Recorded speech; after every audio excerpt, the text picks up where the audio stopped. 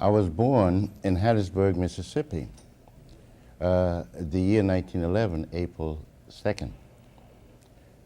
I went to what was then known as the Little White Schoolhouse behind the railroad track in a Jim Crow community, which was the lot of all black people during those days.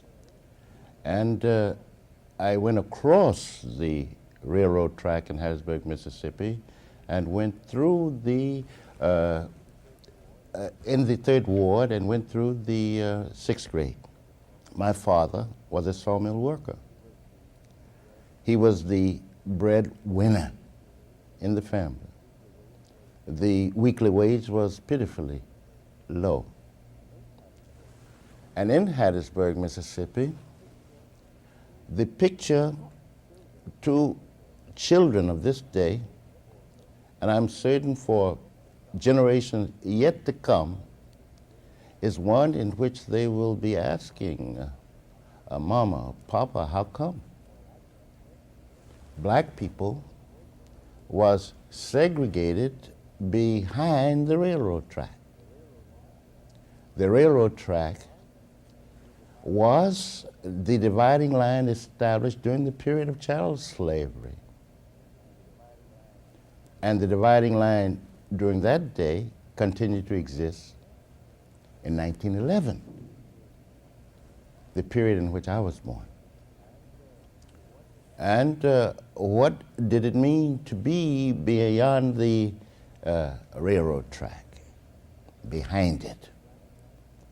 It meant that black people, economically, was at the bottom of the social ladder.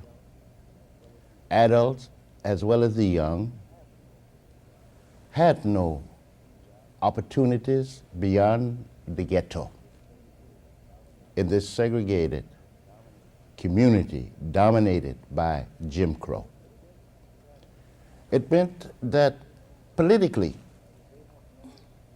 they had no right of equal citizenship, beginning with the right to vote.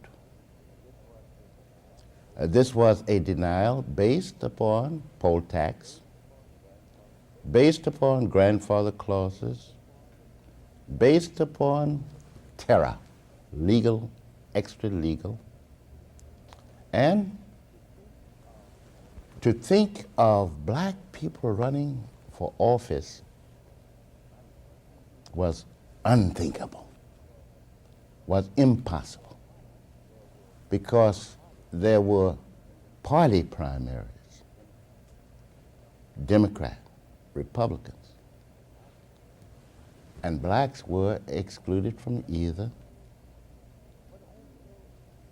But also the possibilities of advancement, becoming men and women of dignity, holding their head high, living and working and operating on the basis of economic, political, and social equality. This, too, was unthinkable. But in addition to everything else, cotton, which existed in the whole of the South, we called it in those days the Solid South. In those days, we talked about Dixiecratism. In those days, to guarantee that white supremacy ruled, white supremacy of the type of the Bilbos.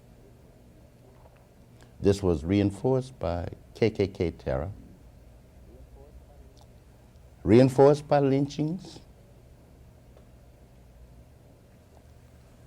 and the use of governmental authority to make blacks dependent upon the goodwill of the present day slave owners.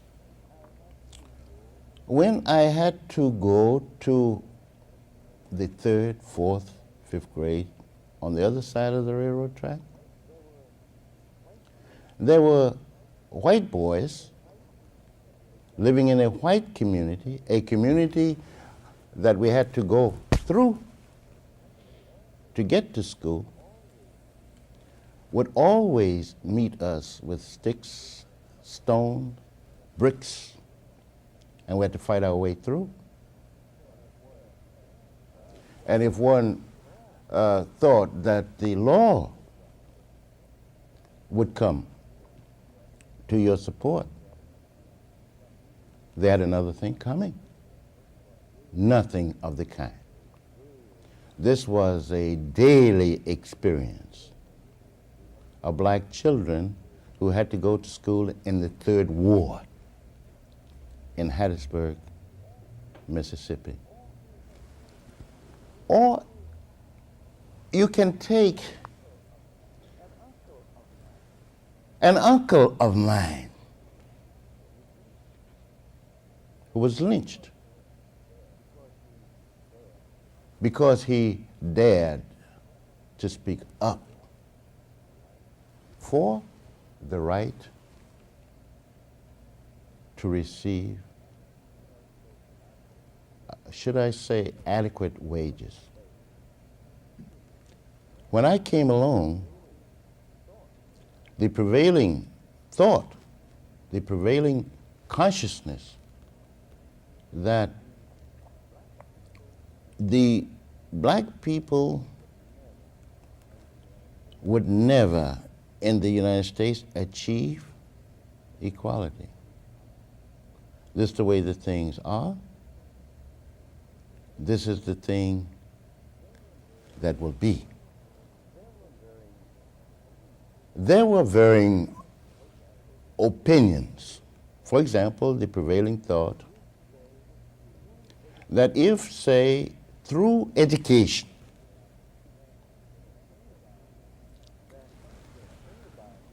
that in the by and by, someday, gradually, blacks would reach a stage where some, if only a few, would be integrated into the larger society.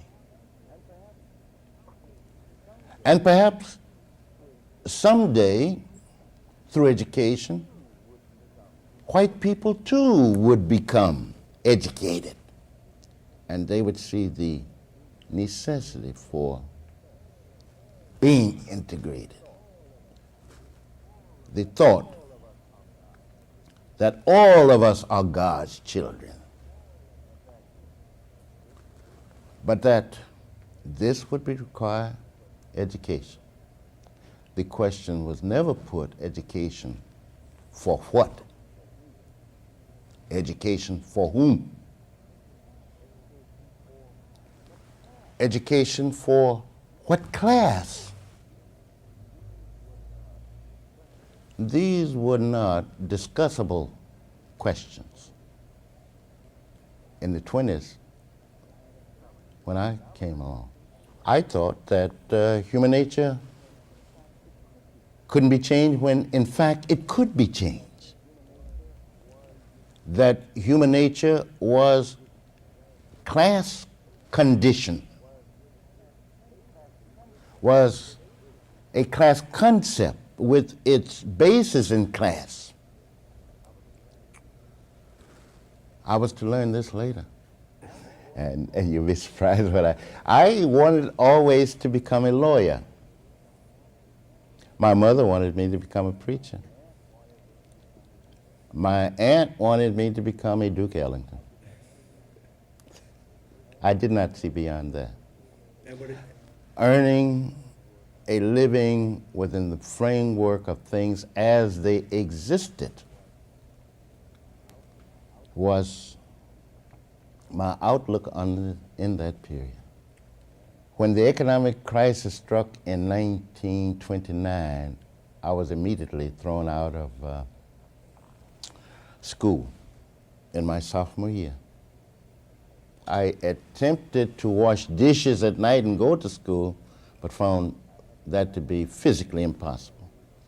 I had to give up one or the other. I gave up the school, you see. But my father also was thrown out of a job. He worked at the steel mill in Kansas City. He had brought the whole family up, you know, from Hattiesburg. But then, like millions of other unemployed throughout the country, the problem of staying alive was a very, very big question. Lynchings.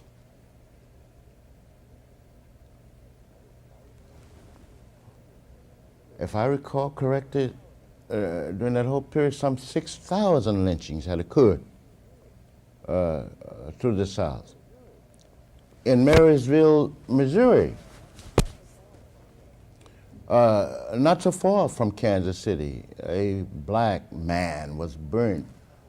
He was strapped down, burnt on top of a schoolhouse. The question did arise, is there not an answer to all of these things?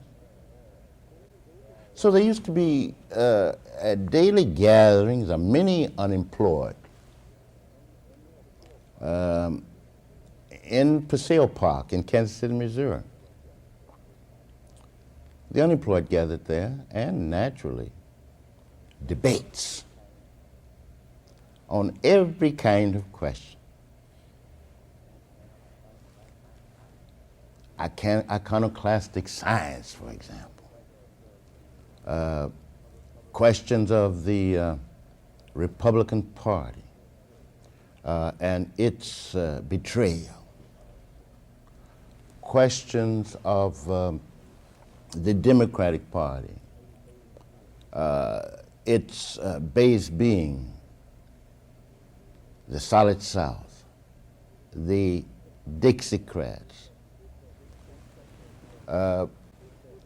Big questions about should there be silence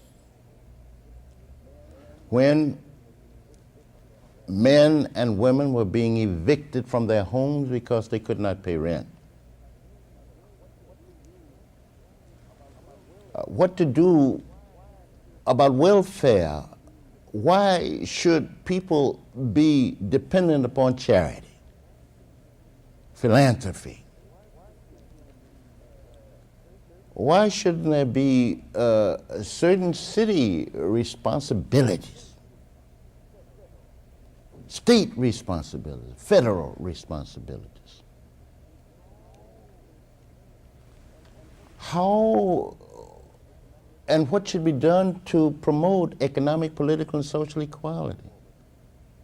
It was in the course of these discussions, debates, you know, that one day I saw a white man and a black man together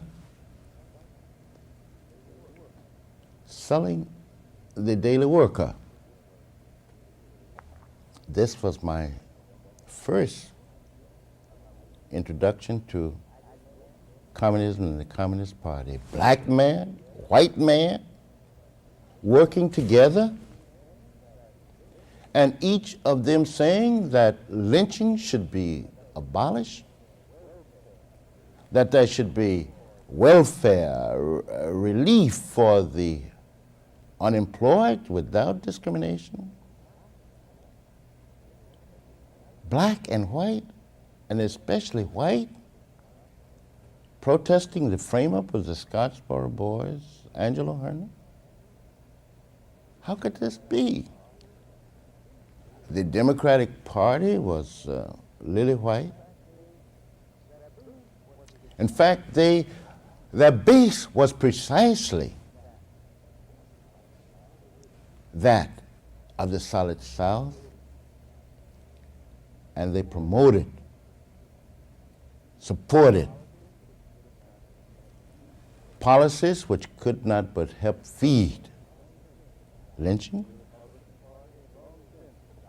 The Republican Party had long since forgotten its role in the abolition of child slavery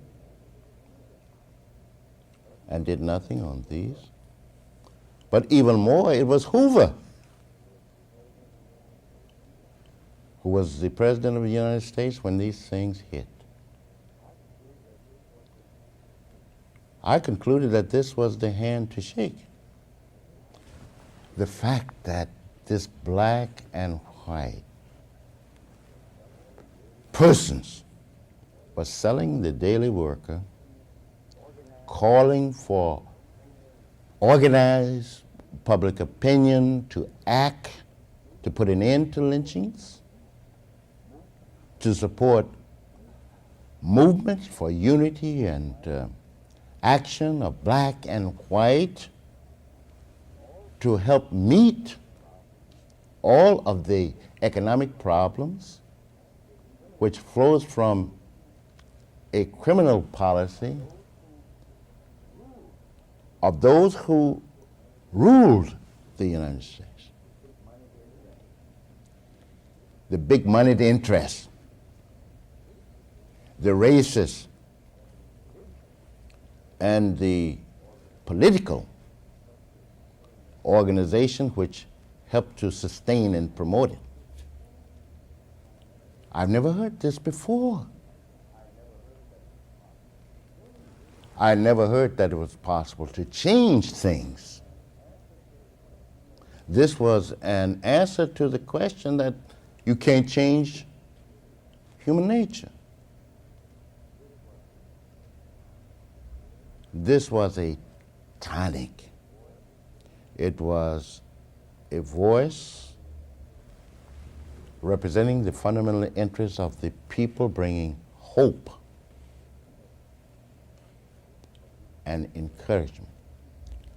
What these communists said and did was to be proven to be absolutely sound, as it worked to effect unity of the people, unity in struggle, the organization of the most advanced sectors around this kind of program for action. This attracted me very much. And so it was not long after that that I began in Kansas City to attend forums in which all kinds of topical subjects was thoughtfully presented, and I saw that these discussions led to action, that deeds match words, and whether it be on the front of civil rights, on the front of the economic and social needs of the people, the communists were there.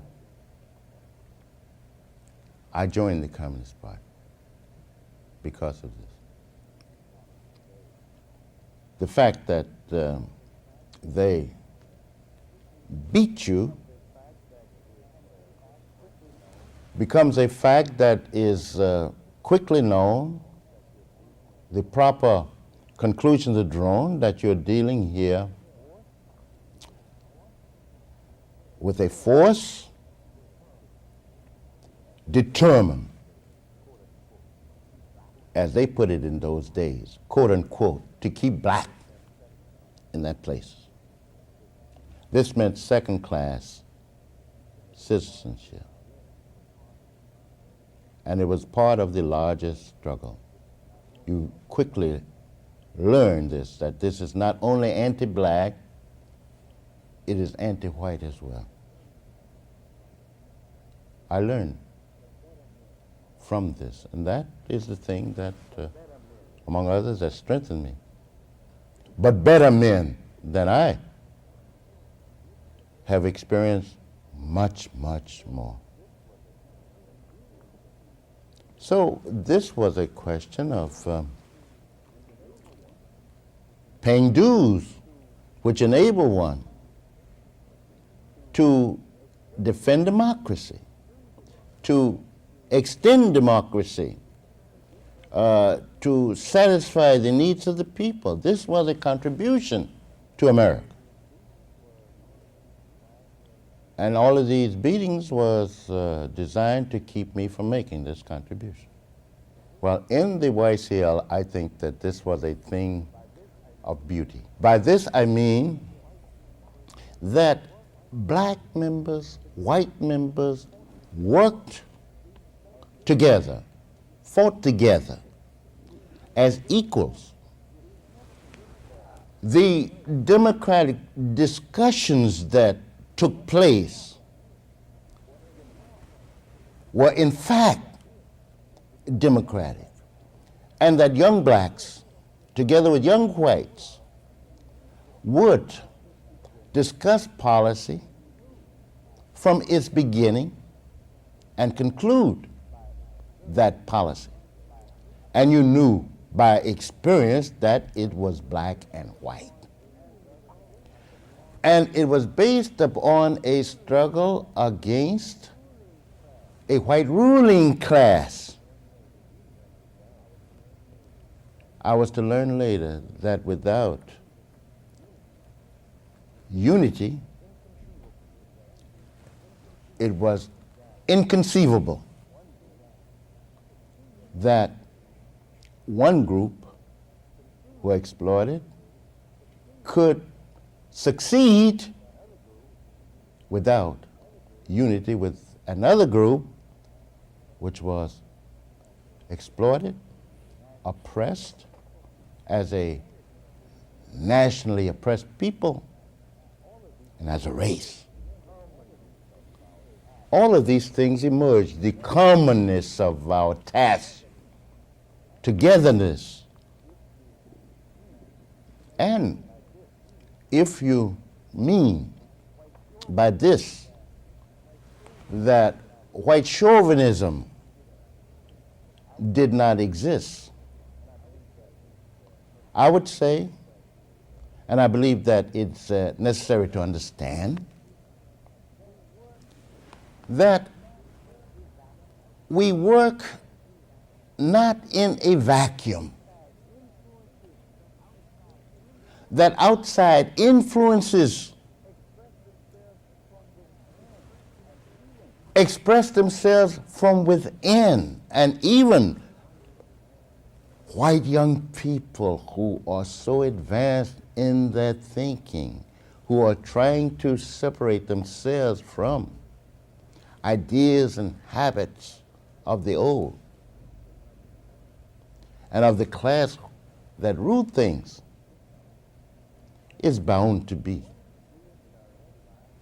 affected one degree or another by influences which come from a class, and a class of which and for which it is not these white youth. And one of the most beautiful examples, it seems to me, of how to fight. And one of the things which inspires blacks, that there are white men and women who battle bigotry. But you see, they go through the same process of learning as black folks do, too, you know, the problem of class liberation. One can even go further, the elimination of class exploitation. Now, it does turn out to be true that in the Soviet Union, they were the first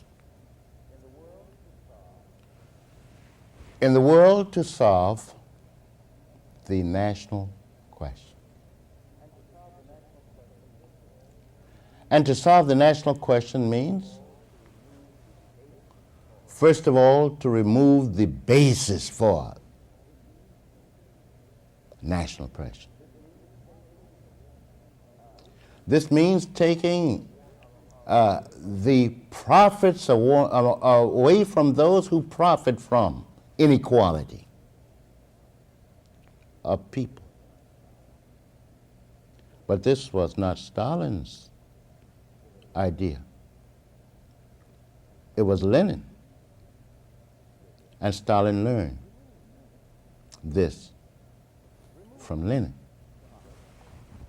Remove profits from those who maintain national and colonial oppression provides the basis for solving questions relating to equality. And the correctness of this basic concept of Marxism-Leninism has proven to be true. Even today, when you look at the Soviet Union, the Russians, quite unlike the period before 1917, exist on a plane of equality with the 14 other Union republics in the Soviet Union.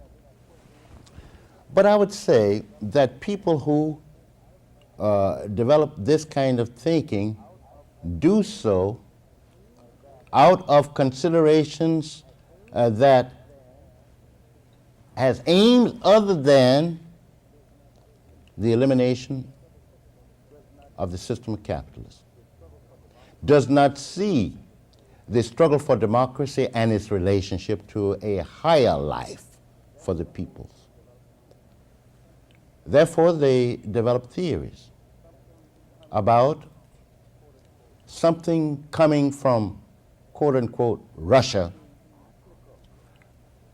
not being applicable to the United States. Now, of course, you have a different situation in Russia of those days than you had in the United States during those days. But the problem of oppression, whether it exists somewhere or Oshkosh, is the same. Is oppressed by one class or the other. Now, it's a line of argument which says we should not be concerned with geometry because it's not applicable to America because geometry comes from the Greeks. It has that much sense. Or that radium should not be used in the United States because this came from Madame Curie, from France, and so forth. You're dealing with questions of principle. And the approach to freedom of men, of women, of children is universal. It has a universal truth. Now, when one applies that truth, they have to take into account the specific condition in each country. Now, I hasten to say that, in my opinion, this was a slogan which, for that period, was justified and correct. And we drink from the fountain of knowledge from whatever source and use it for social advance. This is the case in natural sciences. Why shouldn't it be the case in social science? So I think that people in debate should deal with substance and not form. I think the greatest of all mistakes was when the party for a brief period abandoned the concept of Marxism-Leninism,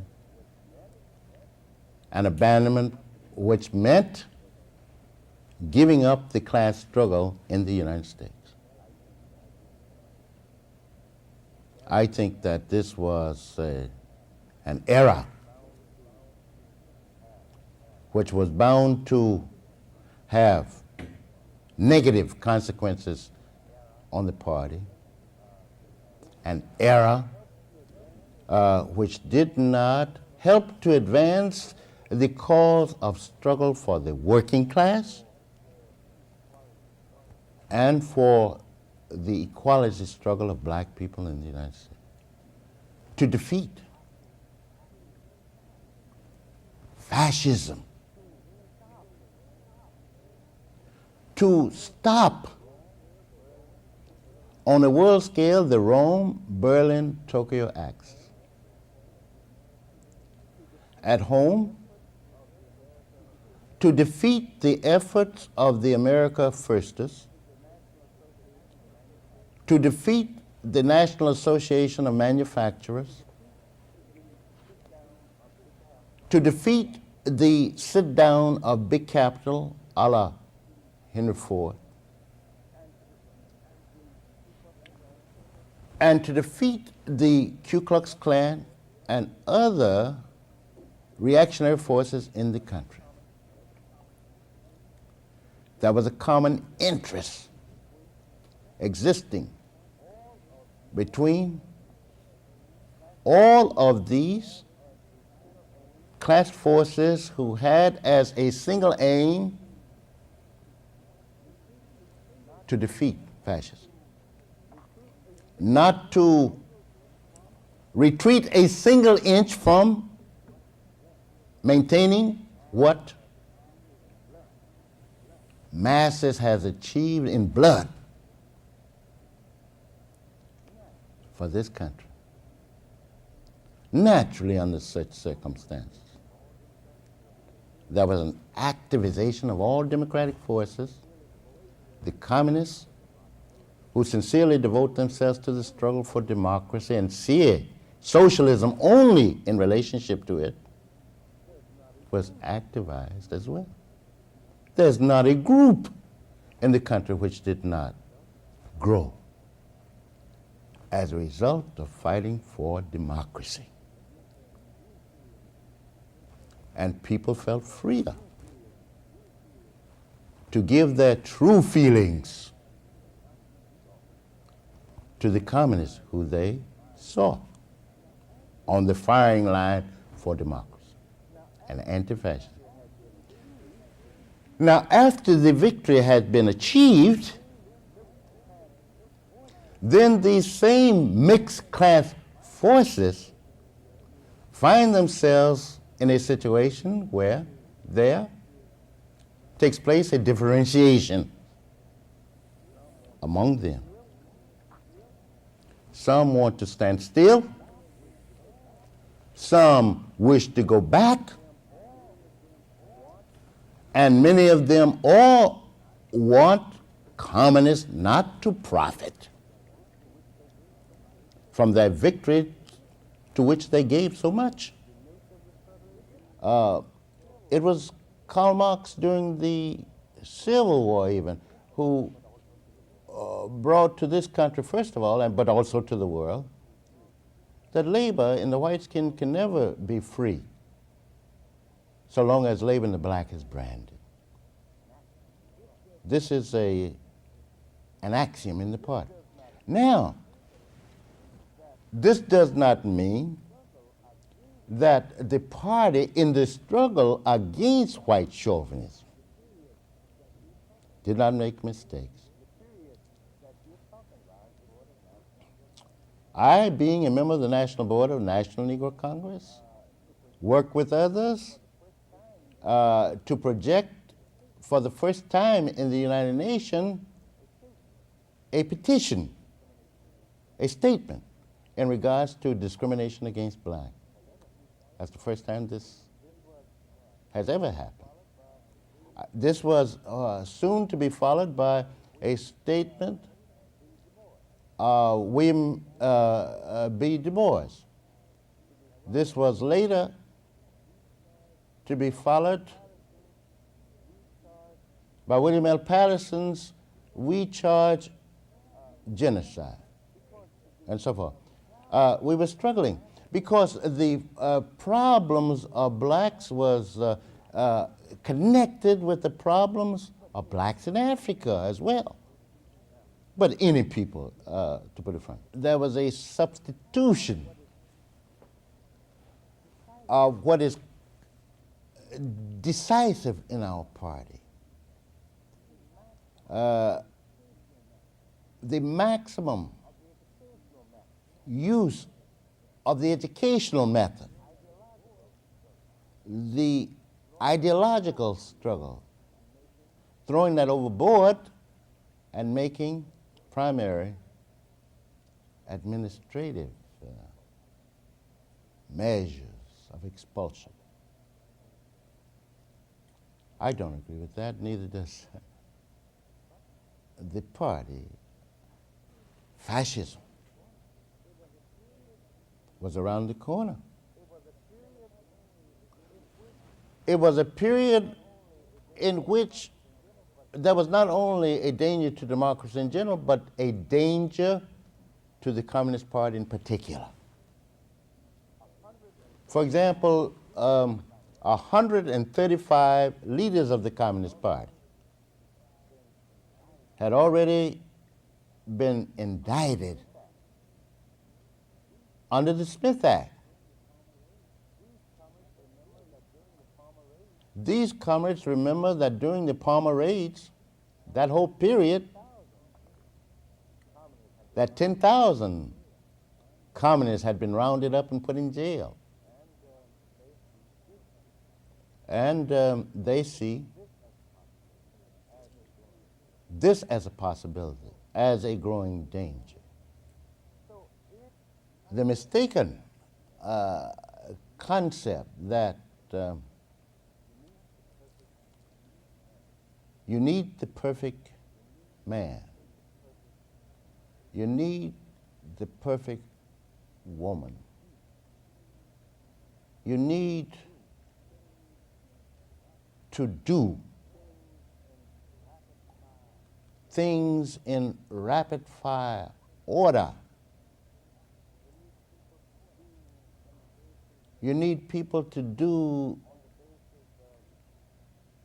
on the basis of command.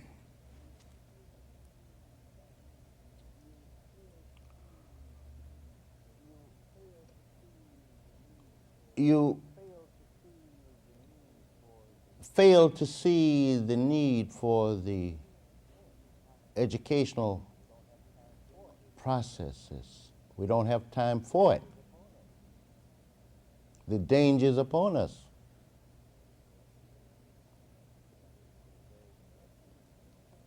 But this is a very, very big mistake, as I see it.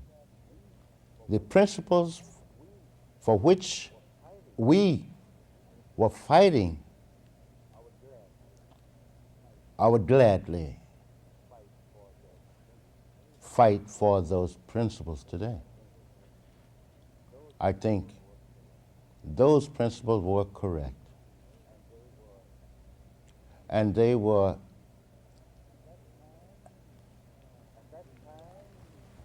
at that time a reaction to the ways common to that period to fight for democracy. It was quite clear that, look, Galileo had to face in his day. Jefferson Adams had to face reaction in that day. Harriet Tubman, Garrison had to fight in that day. And they were fighting for principles of moving society forward. This is what we were doing. The fact that reaction proved at that stage to be stronger than we, does not mean that reaction will always be stronger than we. That was the case with the British in '76. It was the case with the Jeffersons, the slaveocracy, 61 and 65. Well, I thought it was necessary. And I will not say that at particular moments there was not fear. But fear should not prevent me from doing what I think to be right, what I think would serve the cause of the people. When you read that hound dogs are after you, and you recall that this was the lot of black people during slavery, after slavery, out of which grew the old spiritual, wade in the water chilling, because it is said that the hound dog will go to the water's edge.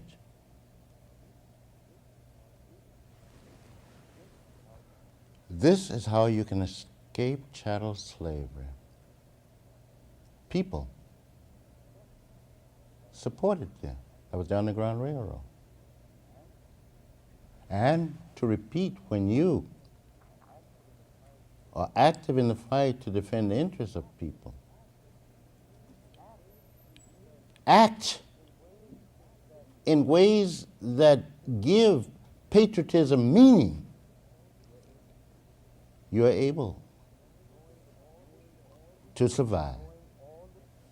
You know the class enemy.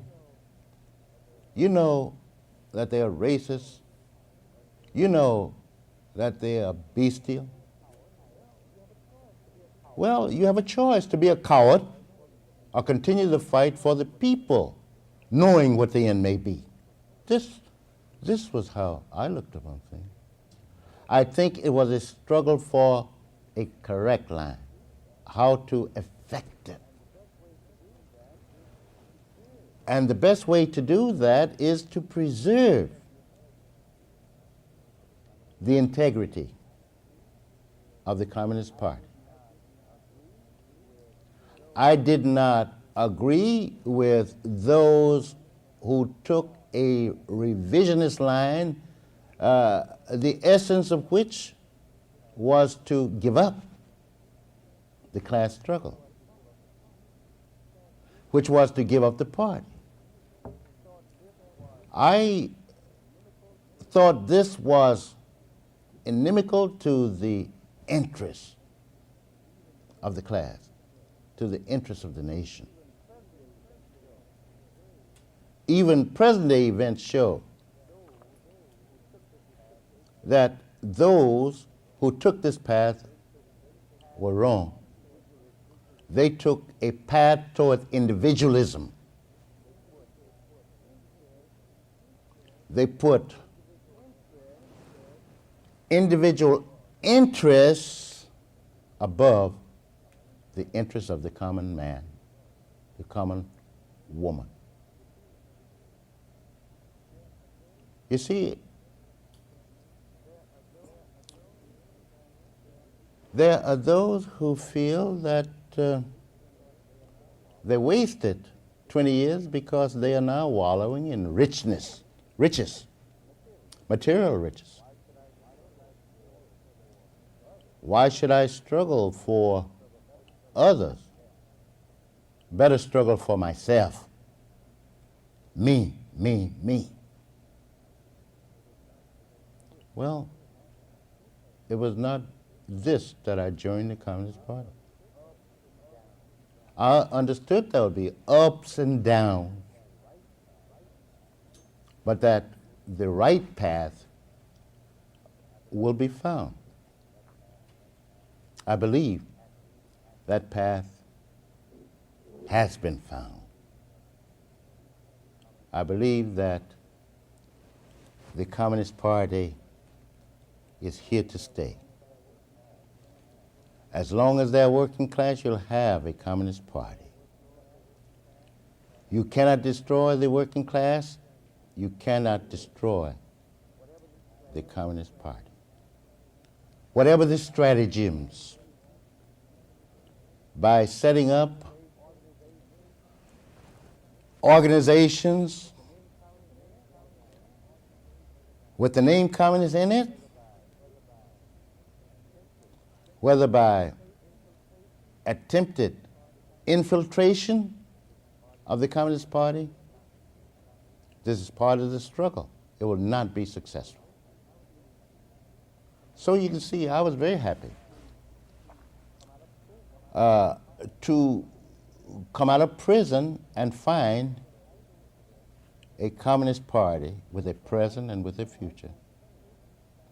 Because I don't think that social problems of the country can be solved without a Communist Party. Event after event shows that when the Communist Party has been an integral part of movements such as the organization of the unorganized, the mass production interest, that is when democracy has been more secure. That is when the people has improved their living standards more. This is true. To destroy the Communist Party, if they could succeed, would result in destroying democracy.